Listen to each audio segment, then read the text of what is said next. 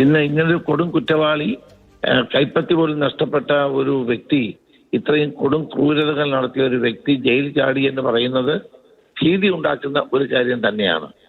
അതിനകത്ത് ജയിൽ അധികൃതർ വേണ്ട ജാഗ്രത കാണിച്ചില്ല എന്നുള്ളത് സത്യമാണ്.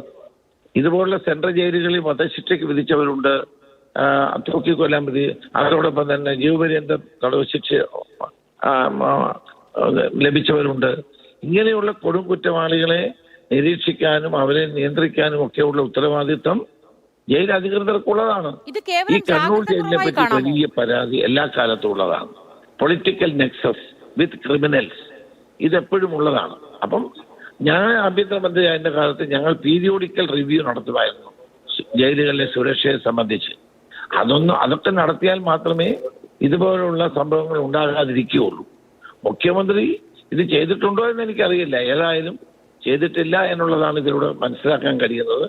ഇപ്പോൾ അത്യാവശ്യം ഇയാളെ കണ്ടെത്തുക എന്നുള്ളതാണ്. അതിന് അടിയന്തര നടപടിയാണ് സ്വീകരിക്കേണ്ടത്. ശ്രീ രമേശ് ചെന്നിത്തല, ഞാൻ ഒരു ചോദ്യം കൂടി.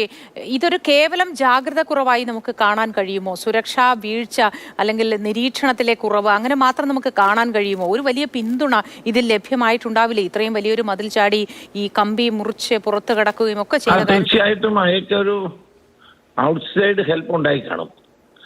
പിന്നെ ഉദ്യോഗസ്ഥന്മാരുടെ സഹായം കിട്ടിക്കാണും. ഇത് രണ്ടുമില്ലാതെ അയാളെപ്പോലെ ഒരാൾക്ക് കൈപ്പത്തി പോലും നഷ്ടപ്പെട്ടൊരു വ്യക്തിയാണ്. അപ്പം ഒന്നീ ജയിൽ അധികൃതരുടെ ഭാഗത്തും സഹായം ഉണ്ടായി കാണും, അല്ലെ പുറത്തുനിന്ന് സഹായം ഉണ്ടായി കാണും.